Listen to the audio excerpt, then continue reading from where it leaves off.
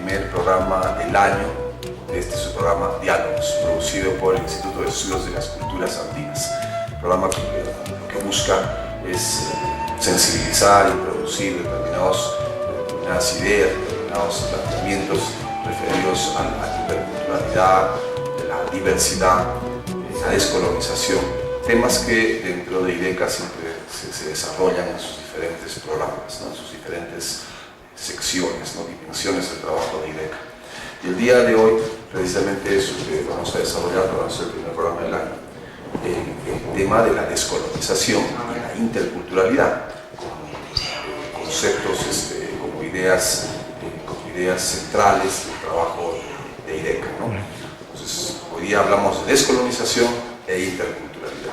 Y para eso tenemos precisamente a nuestro gran amigo, director de IDECA, Boris Rodríguez, con quien vamos a conversar de la primera parte del programa sobre ese concepto de descolonización, de colonialidad, que en realidad a veces no se tiene muy bien claro, ¿no? Qué es lo que se quiere decir con este concepto, con este planteamiento. Pero primero, el saludo de Boris Rodríguez. Boris, muy buenas noches. Hola, muy buenas noches. Gracias otra vez por la invitación y contento de estar nuevamente acá, ¿no? Bien, quizás lo primero que habría que conversar, Boris, quizás, ¿qué entendemos, ¿no? Por descolonización? ¿Cuál es la idea que está detrás? Sí, bien, sí, como habíamos ya en reiteradas oportunidades señalado que el tema de descolonización es un tema, claro, teóricamente de repente muy abstracto, muy difícil de entender, de comprender, pero es un tema que es muy importante trabajar hoy en día, ¿no? Entonces, el tema de descolonización, para poder, digamos, comprender un poquito, necesariamente hay que partir del proceso, digamos, de conceptos como colonización o colonialismo, como colonialidad como tal, ¿no? En función de eso hablamos de procesos de descolonización y de colonialidad. Colonialismo, todos tenemos conocimiento de ello, lo que ha implicado el colonialismo en el Perú, en la conquista, ¿no? Con los procesos de conquista española, ¿no? Y entonces, a ese proceso de colonización hace 500 años han habido procesos de descolonización. Se dice que procesos de descolonización o procesos que han querido romper ese colonialismo ha estado siempre presente. Se dice incluso que esos procesos han estado desde que el otro, digamos, los colonizadores, Colón como tal, pisaron América, ¿no? Porque existieron procesos de hacerle lucha a ese proceso de colonización como tal. Entonces, en la historia del Perú ha existido, y en la historia de toda América y de todos los pueblos que han sido colonizados, han existido procesos de descolonización, de poder revertir esas jerarquías. El proceso de colonización ha generado jerarquías, ha generado diferenciaciones, ¿no? En torno a, por ejemplo, al racismo como tal, la negación del otro, la negación como humano del otro incluso. Y entonces, desde la academia, también desde el ámbito académico como tal, han empezado a existir, a construirse, reconstruir, reconfigurar conceptos, temáticas, como es la descolonización. Entonces, la descolonización podemos entender, o se entiende desde distintas perspectivas, como el proceso de romper esas asimetrías, de romper esas jerarquías entre unos y otros, ¿no? Porque el proceso de colonización ha significado la supremacía de unos sobre otros, ¿no? De un pueblo sobre otros pueblos, la negación de un pueblo sobre otro, la invisibilización de un pueblo sobre otro. Y entonces la descolonización es ese proceso. Muchos países han empezado a nivel incluso constitucional, a nivel de cambios en sus constituciones, a nivel de cambios en la normativa, a empezar estos procesos, a partir también de la educación como tal, ¿no? Y entonces, para poder revertir esos procesos de colonización que existen, ¿no? Y que nosotros, digamos, como país, como pueblo, también transitamos por esos procesos. Por eso la preocupación de IDECA en torno a estos temas, ¿no? Porque creemos que ese proceso de colonización iniciado hace 500 años persiste hoy en día. Existe procesos de colonización, de colonialidad como tal. Hay una diferencia, es cierto, entre conceptos de, digamos, ya desde la academia que se ha ido trabajando entre lo que es descolonización, decolonialidad, o colonialismo, colonialidad como tal, ¿no? Que seguramente iremos conversando un poco más. Claro, eso que tú acabas de decir es importante, ¿no? Que esta descolonización tiene que, previamente tenemos que hablar de ese gran proceso que se inicia con la colonización. Bueno, claro, también algunos le llaman invasión, ¿no? Pero en términos más usuales se habla de colonización que hubo en estas tierras, ¿no? En realidad en toda la América, ¿no? Sí. No solamente se trata del Perú, el Tahuantinsuyo, sino en realidad toda América sufrió ese proceso de colonización de los imperios occidentales en ese entonces, básicamente España, Portugal, luego Inglaterra, ¿no? Que colonizan esta parte del continente y desarrollan una serie de mecanismos y ese concepto que tú acabas de mencionar es importante, como la jerarquización sí. que se establece es una jerarquización que se funda en las ideas de raza, por ejemplo, ¿no? Y pervive, ¿no? Supervive. A veces pensamos, bueno, el racismo es ningunear, raciar, etcétera, pero no nos damos cuenta que eso tiene una larga data, ¿no? Tiene una larga data, Elan. Eso es cierto. A veces se piensa, yo no estoy tan de acuerdo a veces cuando el racismo solamente implica la acción de una persona frente a otra persona, ¿no? Por el cuestión de la piel, pero hayan habido, digamos, otros desarrollos, otras aproximaciones a la concepción, al concepto de raza, racismo como tal, y tiene que ver con la estructura. O sea, cuando nosotros decimos en IDECI, decimos que la estructura del Estado peruano, el Estado peruano es racista, es porque esa estructura, esa norma, ese sistema, cómo está estructurado, es racista también. Porque dentro de esa estructura está presente la negación del otro. Entonces, eso ya no solamente tiene que ver con las personas, las actitudes y que tenemos que cambiar. Individuales. Es que es cierto, ¿no? También hay que cambiar eso. Pero cuando eso está afirmado desde el Estado, está validado por el Estado, es un racismo estructural, fuertemente. Y si nosotros podemos cambiar nosotros, pero si la estructura no cambia, seguimos en ese proceso de racismo como tal, ¿no? Por eso muchos pueblos demandan eso, ¿no? O sea, señalan que el Estado peruano es racista per se, porque viendo los pueblos en sus demandas como tal, existe todavía desde el Estado, desde la estructura y desde las personas que hacen parte del Estado o funcionarios o del gobierno, existe, digamos, ese racismo, la consulta previa, la omisión de la consulta previa, el incumplimiento de mucha norma, o sea, está presente como tal. Inclusive lo que estamos viviendo, lo que hemos vivido las últimas semanas, últimos días, con respecto a la sentencia que se daba en el caso, que bueno, se pone el nombre del Aymarazo, pero en realidad es una lucha de los pueblos de la zona sur por defensa de recursos naturales. Efectivamente. Y que permanentemente exigían al Estado y el Estado no responde y bueno, y los pueblos se ven obligados a llegar a la ciudad de Puno, ¿no? Y hacer esa presencia. Y cuando se surge la sentencia contra el señor Walter Adubiri, uno se da cuenta esa tremenda carga de colonialidad, efectivamente, que está presente en la cabeza del juez o de los jueces, de ¿no? los jueces. Entonces puede parecer, ¿no?, que pasa, digamos, un poco desapercibido, pero ahí se ve lo que acabas de decir, ese Estado racista, ese Estado que no reconoce al otro entendido como cultura andina, pueblos originarios, sí, y que quiere establecer su norma, ¿no? Acá sí, es la norma del Estado así monocultural, sí, y desoye, no toma en cuenta las otras manifestaciones, ¿no? Sí, ahí está la colonialidad, ¿no? Ahí está el presente la colonialidad, es cierto, porque la sentencia hemos tenido, la hemos leído, la hemos compartido en reflexiones también. La sentencia muestra eso, muestra ese racismo, porque la sentencia hace alusión, por ejemplo, de que se va a apartar del convenio 169 para el caso, digamos, de tomar una medida, una sanción, ¿no?, contra Walter Adubiri, y ahí lo que hace la sentencia, se aparta un poco del convenio, se aparta de criterios, a pesar de que hay un peritaje que dice que los hermanos son pueblo originario, pertenecen a un pueblo originario, y se aparta bajo la premisa de que, claro, ha estudiado maestría, tiene un doctorado, y entonces eso ya no lo hace, digamos, pueblo originario, ya no estamos frente a él, él entiende el raciocinio. Hay una palabrita ahí en la sentencia, no recuerdo bien, pero esa palabra incluso es bastante racista, ¿no? Es colonial, como dices tú. Entonces, claro, existe todo un aparato detrás del juez y el sistema de educación, el sistema de justicia, si hablamos como estructura como tal, que está validando eso, ¿no? Que valida eso.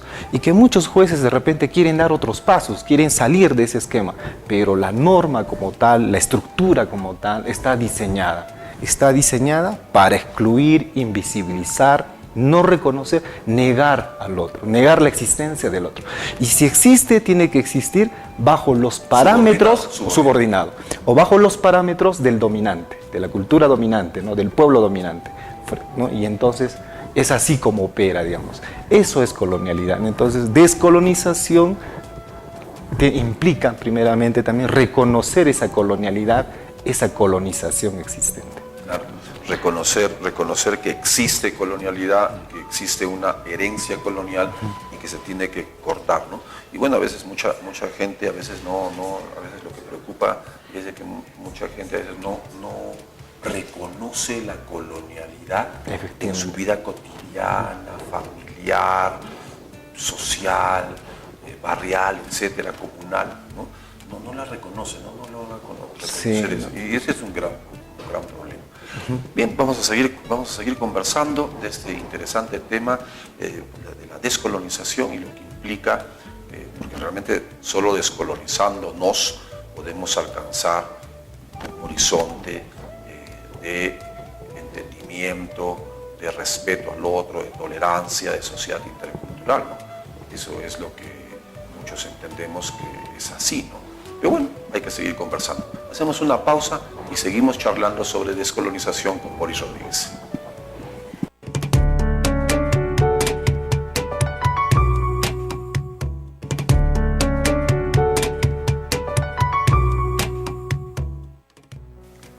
Bien, continuamos con ustedes conversando el día de hoy.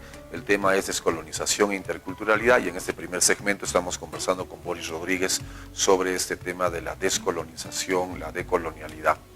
Y para un poco refrescar, Boris, ¿qué te parece si vemos un video que el equipo de producción tiene? Es una entrevista y vamos a ver esa entrevista que, por lo que nos dice nuestro productor, y la hemos revisado, es una entrevista muy picante. Ahí va la entrevista. Si somos un Estado plurinacional, tenemos que construir una sociedad plurinacional. Y es por eso que decimos que jamás vamos a poder construir una sociedad plurinacional si primero no iniciamos un profundo proceso de descolonización. Entonces, ¿qué es descolonización, por lo tanto? Descolonización, en términos prácticos, es decir las cosas que no quieres escuchar. Descolonización es asumir que somos una construcción colonial y colonizante, producto de una sociedad colonial. Descolonización en el fondo es incomodar. Si logro incomodarte, vamos bien. Entonces es cuestionar absolutamente todo. Entonces el primer trabajo de la descolonización es poner en evidencia el carácter colonial de nuestros países. Una vez de ponerlo en evidencia, ponerlo en crisis. Y estas dos cosas serán las condiciones para que podamos desnudarlo y transformarlo. Entonces, en este sentido es que trabajamos en descolonización de la educación, porque toda la historia que nos dicen, la historia oficial, la historia colonial, no es verdad. Entonces hay que hacer un trabajo profundo en la educación. Trabajamos en la despatriarcalización. El feminismo lucha por iguales derechos que el hombre a la mujer, mientras que la despatriarcalización se plantea la mujer como horizonte político, la mujer como poder. Y por eso en Bolivia la mayoría de las mujeres en el Parlamento, las mujeres son mayoría. Las mujeres son ministras de pollera, las mujeres de pollera son diputadas, senadoras. Hace 10 años era imposible que en Bolivia, en las plazas principales, puedan caminar mujeres de pollera. Hoy, después de 10 años, vemos a esas mujeres de pollera, ya no solo caminando en las plazas, sino en forma de ministras, en forma de diputadas, de senadoras. Trabajamos en eso. Hay que descolonizar la religión, porque la religión es la base del machismo y del racismo. La religión tiene una línea machista. Dios macho, papa macho, obispo macho, arzobispo macho, tatacura de base macho, todo es un machismo. La mujer no tiene importancia, jamás van a ver una mujer oficiando matrimonios, bautizos, no, la mujer no existe para esta línea patriarcal. Entonces hay que descolonizar la religión, hay que descolonizar las fuerzas armadas, hay que descolonizar la policía, hay que descolonizar absolutamente todo. Si este es el piso, por lo tanto tendremos que entender que los paradigmas son otros. Hemos visto la entrevista a Boris que se hacía al viceministro Cárdenas de descolonización de Bolivia. Sí. ¿Tu primera impresión? Bien, es cierto, comparto, ¿no? Siempre algunas reflexiones ahí del hermano viceministro de descolonización de Bolivia, Félix Cárdenas, y por ejemplo ahí resaltan muchas cosas. En el proceso de descolonización ahora se habla mucho también de ese proceso de colonialismo, de colonización, colonialidad, que existe por ejemplo un colonialismo a nivel del poder, existe colonialidad a nivel del saber y a nivel del ser. Se hablaba antes del proceso de colonialismo, colonización, porque era una cuestión muy objetiva. El colonialismo hace referencia a esa objetividad, es decir, se puede ver la ocupación de tierras, se puede, digamos, ver que existe una dominación económica como tal frente a determinados pueblos, ¿no? Y la colonialidad hace referencia más a lo interno, a lo subjetivo, y es algo que de repente es mucho más complejo, incluso visibilizar, tratarla y de repente emprender procesos de descolonización. Y ahí, como dije, en la colonialidad del saber y del ser, ¿no? Y ahí lo menciona Félix también, que en Bolivia se están empezando esos procesos, es cierto, y tiene que ver con el sistema de educación, ¿no? Porque si bien existe una comprensión de la realidad, esa comprensión de la realidad, ese saber que se ha ido impartiendo y que se reproducimos nosotros en las universidades, en todo tipo, desde todos niveles de educación, si se quiere, hay un conocimiento que, digamos, marginaliza otros conocimientos, otros saberes, y entonces hay que empezar esos procesos de visibilizar también la diversidad de saberes, la diversidad, digamos, epistémica, del conocimiento como tal, ¿no?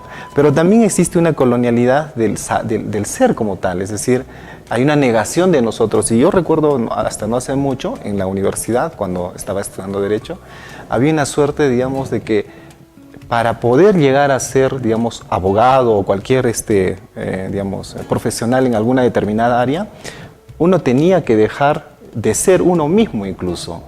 En Derecho había un profesor que decía... Abandonar la identidad. Claro, abandonar la identidad. Había un profesor que decía, por ejemplo, que un abogado no podía, digamos, tener, digamos, fallas al hablar. Es decir, el mote que decíamos a veces, ¿no? Que siempre cuando tú hablas uno u otro idioma originario como tal, pues por las palabras que existen, las letras que existen en uno y otro, digamos, abecedario o sistema alfabético, te confunde, ¿no? Entonces tú hablas de una manera, pronuncias de una manera y entonces eres, digamos, objeto de burla, de mofa, o incluso ponían en cuestión tu propia, digamos, formación. O sea, ¿no? Es una suerte y entonces ahí empezaba una suerte de negación de cada uno, es decir, uno niega ser originario, niega su identidad como tal. Entonces esos procesos existen. La colonialidad del ser tiene que ver con la negación de uno mismo. Uno quiere dejar de ser lo que es y quiere asumirse como el otro, como digamos, ese sistema dominante tiene un prototipo de persona, ¿no? Que es la figura del hombre occidental o del sujeto occidental. El sujeto occidental. Esa es la figura ideal, y mientras uno está buscando ese sujeto ideal occidental, es más colonial. Es más colonial. Está más colonizado. Claro, entonces tú dejas de ser tú y pretendes ser alguien, ¿no? Diferente, distinto, porque es ese alguien distinto, diferente, el que tú aspiras a ser, el que está siendo validado por el sistema, tiene respaldo, él es, hay que llegar a ser como. Entonces con eso tiene que ver la colonialidad del ser como tal, ¿no? Que tiene que ver con lo ontológico, con el ser de uno mismo, ¿no? Y entonces... Ese ejemplo, disculpa que te interrumpa, Boris, pero ese ejemplo que tú pones de la lengua, ese es un muy buen ejemplo de lo que es lo colonial, ¿no? Porque no solamente en el caso que tú pones de tu profesión, del derecho, en el cual el profesor decía de que uno tiene que hablar de la manera más apropiada, ¿no? Hablar muy bien el español, el castellano, y abandonar, digamos, esta motosidad, esta interferencia lingüística, que es una cosa natural, ¿no? Pero nosotros a veces juzgamos, ¿no? Y en el caso de la comunicación, en mi profesión, también sucede lo mismo, ¿no? Cierto. O sea, existen en la universidad profesores que de alguna manera quieren, no sé, la forma correcta de hablar el español, ¿no? Así un poco al estilo Marta Hildebrand, digamos. Claro, así. Ese es el modo correcto, ¿no? Que en el fondo es una forma colonial. Colonial, sí. ¿Por qué lo colonial? Porque otra vez volvemos, ¿no? La colonización, la colonialidad como tal tiene que ver con esa jerarquización. Es decir, hay algo que es mejor acá y hay algo que es inferior acá, ¿no es cierto? Entonces, eso es el colonialismo. La descolonización, la decolonialidad busca romper esas asimetrías, esas jerarquías. Y esto tiene que ver mucho con el otro punto que se va a tocar acá, es el tema de la interculturalidad. Si nosotros no trabajamos estos asuntos de descolonización, de colonialidad, no vamos a poder llegar realmente a hacer posible ese diálogo intercultural. Porque siempre va a estar, vamos a partir, porque la interculturalidad trabajada así por así, sin un proceso de descolonización, sin un proceso de reflexión, de entendimiento de la descolonización, de colonialidad como tal, la interculturalidad va a ser un fraude, como lo es hasta ahora. Reproduce, ¿no? Y reproduce colonialidad. Y reproduce colonialidad, folcloriza, ¿no? Por ejemplo, esta sentencia que ha salido en el caso es una sentencia que folcloriza la cultura, porque otra vez, está dada desde el sentido hegemónico como tal, no está reconociendo la diversidad como tal, ¿no? Y entonces, ese es el trabajo que tenemos que hacer nosotros, procesos de descolonización. Es un proceso que toca a cada uno también, que toca de reflexión, de interpelación personal, de ir trabajando uno mismo frente a sus actitudes como tal, ¿no? Racistas y todo ello, pero coloniales como tal. ¿Hasta qué punto nosotros estamos reproduciendo colonialidad? Y es mucho más fuerte, por ejemplo, yo puedo reproducir colonialidad, es cierto, pero un funcionario público, alguien que está en el Estado o alguien que tiene algún tipo de poder, ejerciendo ese poder de colonialidad, lo que está haciendo es justamente que políticas públicas como tal, que de repente con toda la perspectiva muy buena que pueda tener, sean así coloniales, de negación de la humanidad del otro. Porque la colonización tiene que ver, o la colonialidad tiene que ver con la negación de la humanidad del otro. Es decir, el otro es un no humano, no es una persona, ¿no? Entonces, tiene que ver con esos temas que no han sido resueltos hasta ahora, hace 500 años, ¿no? Y se traducen en racismo, en discriminación como tal, en incluso aspectos o normas que en vez de reconocer al otro como tal en su totalidad, desde su otra matriz, digamos, de conocimiento como tal, hace una suerte de tutelaje, de tutor, ¿no? Entonces, si bien es cierto, les reconocemos un grado de humanidad, cierta humanidad, pero todavía son incapaces para esto. Son menores, el paternalismo, ¿no? Que no es ese paternalismo, sino es un paternalismo que niega, ¿no? Que invisibiliza, que realmente volvemos a eso del racismo como tal, ¿no? Que esconde eso, se esconde ahí detrás de ese paternalismo, ese racismo que está presente, ¿no? Que siempre. Entonces también la descolonización, la decolonialidad tiene que ver con eso, ¿no? Tiene que ver con esos procesos históricos todavía no resueltos hasta ahora. Así es, lo que acabas de decir al final es muy importante. Hay procesos históricos que no se han resuelto. No se han resuelto. Y bueno, y como también lo mencionaba Boris, ¿no? Tenemos que reconocer esos elementos de colonialidad que están en nuestra vida, tener presente también cuánto a veces reproducimos, ¿no? Permanentemente en nuestra vida cotidiana, en nuestro ejercicio profesional, en fin, reproducimos permanentemente esta colonialidad. Bien, el tiempo es corto, ¿no? Hoy día estamos hablando de descolonización e interculturalidad. La primera parte es sobre descolonización e inmediatamente pasamos a una segunda parte que vamos a hablar de interculturalidad con Ana Pino.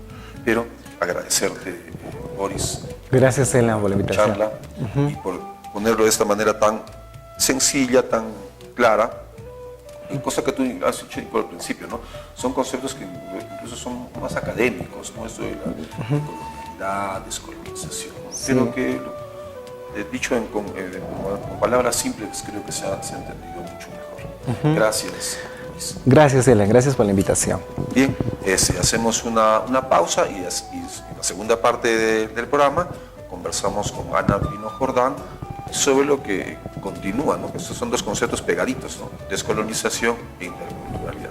Y en la segunda parte vamos a hablar de interculturalidad. Pausa y retornamos.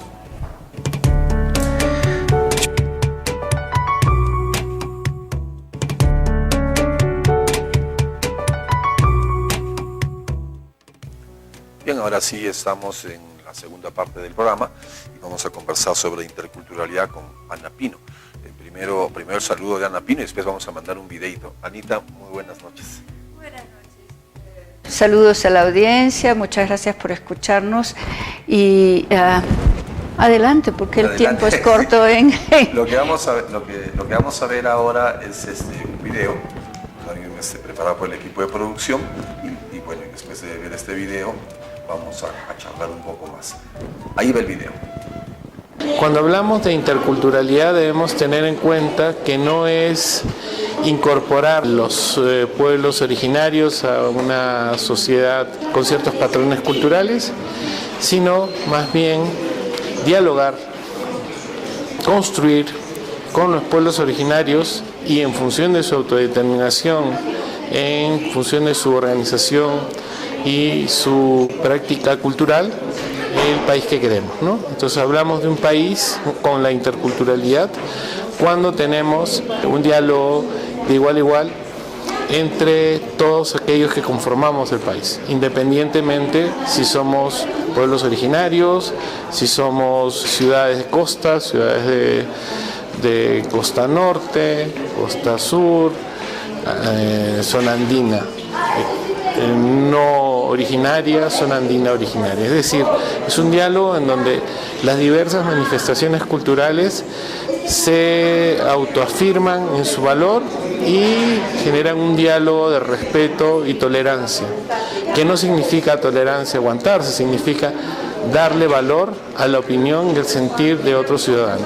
Y específicamente en el tema interculturalidad hablamos de conocimientos ancestrales, hablamos de una historia peruana previa a la conquista, hablamos de una historia peruana al margen muchas veces de la República, y ello nos dice que estamos en un proceso que va a ser de muy largo aliento. En ese proceso, el Estado peruano, en el año 2005, ha decretado que el enfoque intercultural es política de Estado, justamente. Y este gobierno será encargado de ir implementando en salud, en educación, en vivienda, en agricultura, una diversa cantidad de acciones que van de la mano con este enfoque. Por otro lado, hay un tema que está íntimamente ligado con la interculturalidad y es la discriminación. No puede haber interculturalidad si hay una perspectiva discriminadora de parte de cualquier grupo humano, ¿no? Entonces, lo que propone nuestro presidente Kuczynski es abatir la discriminación y para ello tenemos que fortalecer nuestras identidades y, por otro lado, incorporar este rechazo abierto a cualquier tipo de exclusión. Bien, eran las palabras del viceministro de Interculturalidad, Alfredo Luna. Anita, ¿qué impresiones, qué te suscita un poco la intervención que ha tenido? Bueno, me emociona porque, bueno, este tipo de discurso no es usual, pero por otro lado, ¿hasta qué punto se queda en el discurso y hasta qué punto va a la práctica? ¿No? En el primer momento de la charla se hablaba de descolonización. Y entonces, si desde el Estado no se promueve todo políticas descolonizadoras para acabar con el racismo, la discriminación y la inferiorización, entonces, como decía Boris, la interculturalidad o la relación o los entendimientos se folclorizan, ¿no? se hacen triviales, se hacen muy livianos, ¿no? Y digo que me emociona, pero por otro lado veo difícil que haya un proceso. Él dice que es un proceso de largo aliento, yo digo que es un proceso casi imposible, si es que el Estado mismo, la estructura del Estado mismo, no se descoloniza. Tenemos una estructura de Estado colonial, ¿no? En donde la educación está orientada, nos dicen de que tenemos que terminar la secundaria, seguir la universidad, seguir maestrías, doctorados, etcétera, etcétera, y minimizamos, desconocemos, arrinconamos, inferiorizamos el conocimiento, por ejemplo, de las poblaciones campesinas o las poblaciones agrarias o las poblaciones que están marginadas por el sistema. Yo diría que no es solamente que la queremos tutelar desde el Estado, ¿no? Sino simplemente decimos, no vale, estamos en otro tiempo, hay la tecnología ha avanzado y esta gente vive en la prehistoria, es arcaica, inclusive arcaica, ¿no? Claro, es lo mismo que me recuerda un poco esa intervención que tuvo célebre por lo negativa, intervención de Alan García, ¿no? El presidente, cuando precisamente se refería, inferiorizaba, mencionaba que las culturas andinas son arcaicas, porque son panteístas, etcétera, etcétera. Pero lo que incomoda es de que ese es un lugar común o un sentido común que mucha gente lo tiene. Porque lo reproducimos en el sistema educativo, o sea, desde que nacemos estamos viviendo colonialidad. O sea, cuando, por ejemplo, lo veo muy frecuentemente, ¿no? Una persona dice, comenta de que ha nacido su hijito, su nietecito o su hijito, y dice, es blanquito, no tiene ojos claros. Y la mamá tiene, y toda la familia está pendiente de cuándo se le va a ver el color de ojos porque quiere verle ojos azules. O sea, eso es colonialidad, eso es discriminación. Pensar, digamos, como patrón de belleza de que el blanco es lo bello y el moreno, el afroperuano, el indígena, no es bello. No. Porque es muy colonial y está en la vida cotidiana, ¿no? Exacto, o sea, tenemos, por ejemplo, inclusive alguna vez hice un comentario un poco ácido a un afiche que promocionaba la Miss Capachica, y tú veías a Claudia Schiffer, o sea, la modelo non plus ultra en ese momento, con un gorrito con la montera de Capachica. Entonces, tú dices, ¿esto qué es? Es una mentalidad colonial. Es una mentalidad colonial que reproduce solo un determinado canon de belleza, ¿no? Y entonces estamos condenadas a ser feas todas las demás. Y eso es colonialidad. Y entonces no puede haber un diálogo intercultural, como lo decía Boris en la primera parte, si es que no hablamos de igual a igual, ¿no? Ese elemento es importante, Anita. O sea, ¿qué relación existe entre la interculturalidad y la descolonización, la colonialidad? Uno está conectado con el otro, ¿cómo están vinculados? ¿Cómo se vinculan? Mira, la interculturalidad, bueno, para un curso en IDECA justamente hemos sistematizado, hay como 5 líneas, si tú quieres, de interculturalidad. O concepciones de interculturalidad. Hay una interculturalidad, por ejemplo, promovida por las empresas para aumentar la eficiencia y eficacia de los trabajadores, que van desde, por ejemplo, qué sé yo, una transnacional que manda a sus trabajadores a la China o a la India, ¿no? Y entonces que tiene que trabajar, introducirse en la cultura para aumentar, para no estresarse, para relacionarse con los, para promover nuevas formas de propaganda, etcétera, etcétera. Y la empresa, la gran empresa, habla de interculturalidad, ¿no? Hay otra interculturalidad que está tratada desde más bien los estados y desde el Banco Mundial, de las políticas multilaterales que promueven una interculturalidad, pero no basada en diferencias de cultura, sino en diferencias de clase social. Es decir, tenemos que luchar contra la pobreza, tenemos que luchar por la educación, porque mientras haya menos pobres va a haber menos conflictos, nos vamos a entender mejor, tenemos que llevarnos bien, ¿no? Entonces no tenemos que tener conflictos, y esa es una interculturalidad que podríamos ubicarla como liberal, es decir, es ad hoc al sistema. Hay otra interculturalidad que es la que propone Catherine Walsh, que es la interculturalidad como proyecto político. Ella dice, bueno, mientras estemos inferiorizados, estemos invisibilizados los pueblos originarios, no tenemos alcance, entonces tenemos que incidir políticamente y se nos tiene que reconocer nuestros derechos, y entonces tenemos que tener representación en la asamblea, en el parlamento, etcétera, etcétera. En la entrevista en Pluralidades ella hace una especie de balance de qué significa esa interculturalidad, ¿no? Pero es una interculturalidad como proyecto político. Hay otra interculturalidad que es la que defiende el derecho de ser y estar de culturas. Reconoce que las culturas no hay universales, ¿no? Y que las culturas, cada una es diferente, o sea, se mueve, ha generado su sentido de vida de forma diferente, los filósofos dicen situado, es decir, en una determinada relación con la naturaleza, con su entorno, con su medio, han elaborado y han construido cultura. Entonces una cultura que se generó en el centro de Europa, como es la cultura occidental, pues se mueve, tiene un sentido distinto a una cultura que se generó en los Andes, por ejemplo, ¿no? Entonces no es lo mismo, no hay universales culturales.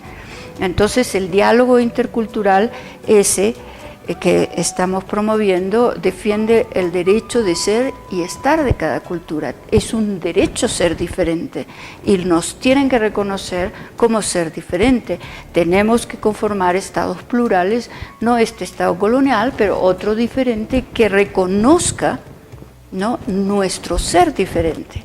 Eso que acabas de decir, ese derecho a ser diferente, a veces, claro, digamos, suena interesante, ¿no?, el derecho a ser diferente y se te reconozca en tu diferencia, pero precisamente por la parte colonial hay una educación, hay unas relaciones sociales que más bien lo que hacen es que todo tiene que estar homogenizado, ¿no? Yo recuerdo, y bueno, comparto un ejercicio que tuvimos en la universidad con un grupo de alumnos, e inclusive los mismos muchachos decían, no, lo correcto es de que estemos todos iguales y homogéneos, porque si somos homogéneos no vamos a entrar en conflicto, ¿no? Y a veces es un poco difícil contrarrestar ese argumento, ¿no?, porque tiene cierta lógica, ¿no? Si todos somos iguales, somos homogéneos, somos monoculturales, vamos a funcionar bien. Ya, claro, eso es lo que han perseguido, digamos, en la colonia. Eso se ha perseguido en la República, se ha perseguido construir una república homogénea, no hay indígenas, no hay negros, no hay esto, no hay el otro, todos son ciudadanos. Ese es el drama actual del país, sobre todo en un país tan diverso. Que como proyecto cultural tenía el mestizaje. Exacto, y eso no funciona, porque las culturas Por ejemplo, nos sustentamos, o yo me sustento, en Panikkar, que señala que las culturas, por ejemplo, él señala, pero recogiendo a Kush, que hay culturas masculinas y hay culturas femeninas. Por ejemplo, él dice, la cultura occidental es masculina, aparte del machismo y del patriarcalismo y todo, es lineal y es vertical, y es autodestructiva. Otras culturas, dentro de la cual ubica la andina, es femenina, es horizontal, todo se relaciona con todo, es relacional, ¿no? Y no hay, es espacial además, porque no es solamente dónde estás, sino es tu territorio, es tu entorno, es con quien te relacionas. Entonces a eso, por ejemplo,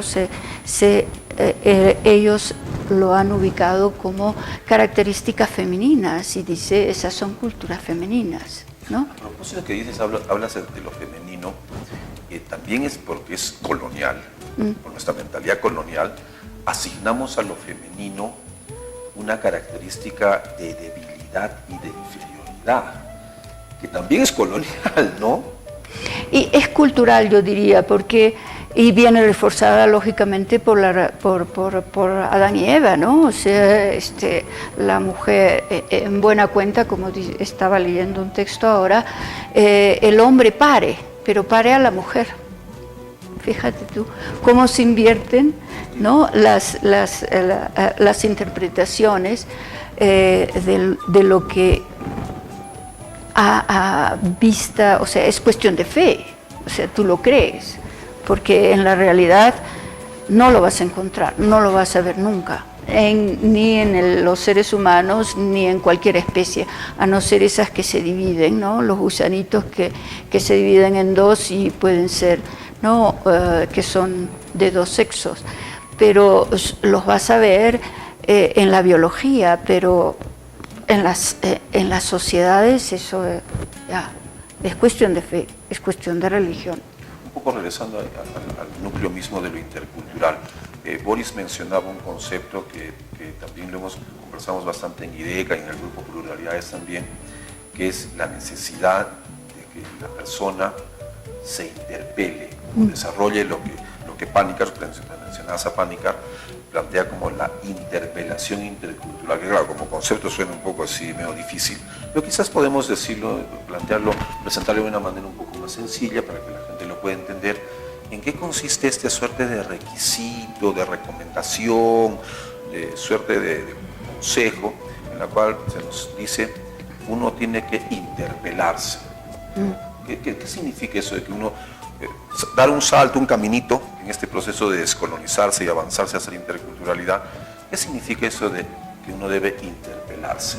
Preguntarse, cuestionarse. Por ejemplo, si nos dicen de que, qué sé yo, el hombre es más fuerte, por eso tiene que detentar el poder, y etcétera, tú tienes que preguntarte, ¿será así? ¿Podría ser diferente? ¿No? ¿Cómo será en la India? ¿O cómo será, qué sé yo, entre los bantú? O sea, interpelarse quiere decir poner en cuestión, ¿no? Eso que nos dicen como verdad, como que así es y como que es además verdad absoluta, es decir... No. Ese es un trabajo fuerte, ¿no? Por supuesto, por eso es que, por ejemplo, Diana de Vallescar define la interculturalidad también y fundamentalmente como una actitud. Es una cuestión de que quién tiene que interpelarse es uno mismo. Si, por ejemplo, yo me dejo maltratar por mi pareja, ¿no? Tengo que interpelar, oye, ¿y por qué? ¿Qué pasa? ¿Qué sucede? ¿No? Si por decir yo también trabajo, o yo también estudio, o yo también soy padre, o soy parte de esto, ¿por qué?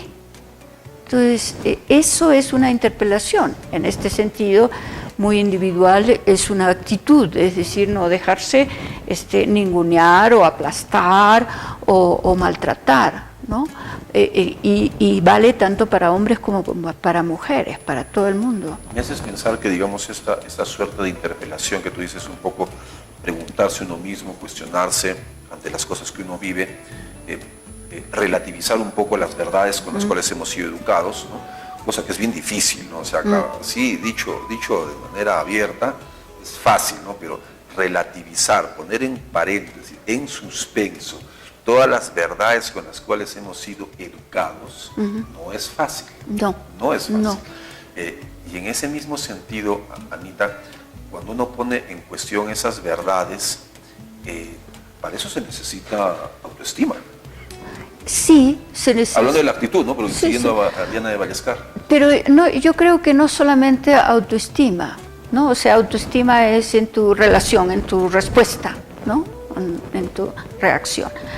Pero simplemente se necesita espíritu crítico, conciencia crítica, ¿no? Que no necesariamente es el puñete si me dan un puñete, ¿no? Sino decir, pensar, o sea, y podría ser de otra forma. O sea, esa es la situación de la actitud intercultural. Si nos relacionamos con un otro, con una otra edad, y estamos pensando de que me dijo tal cosa o ha hecho tal cosa y yo la estoy viendo o la interpreto así, interpelarme a mí mismo y decir, ¿tendrá el mismo sentido? ¿No? ¿Cómo es que me relaciono con el otro para, y ese es el diálogo intercultural, ¿no? Dialogar entre sentidos? No es dialogar solamente entre palabras, no es tampoco dialéctico, una cuestión dialéctica si tú dices A, yo voy a entender B, y etcétera, y me voy a afirmar, sino es una cuestión dialógica, es una cuestión dialógica en la medida que es un diálogo, es una a través de distintas lógicas. Pero somos un país por una razón histórica, ¿no? En la cual el diálogo no es parte de la vida familiar, social, pública, nacional, política, etcétera, ¿no? Siempre hay, digamos, los peruanos somos muy astutos además para que en la relación siempre uno tiene que estar arriba, ¿no? O sea, y es muy propio de, digamos, de una sociedad autoritaria, patriarcal, colonial, ¿no? Antropocéntrica, en la cual, ¿no? Cuando uno conversa, uno tiene que de alguna manera pesarse, ¿no? No dialoga en realidad, porque dialogar es ser abierto, acoger lo que el otro puede estar pensando, sus ideas, ¿no? Y entrar en ese flujo. Pero somos por una cuestión colonial e histórica autoritarios en la relación, ¿no? Siempre está el poder de por medio. Cualquier relación, claro, es una relación de poder. ¿Y cómo podríamos, un poco ya para ir cerrando la conversa, cómo podríamos superar esa valla o esa limitación que muchos tenemos de que siempre solemos ser, no le entramos al diálogo, nos cuesta entrarle al diálogo, o nos colocamos abajo o queremos estar arriba, pero no en el diálogo franco, natural, transparente? Tendríamos que aprender, por ejemplo, de la cultura andina. La cultura andina tiene una lógica de oposición complementaria que está detrás de...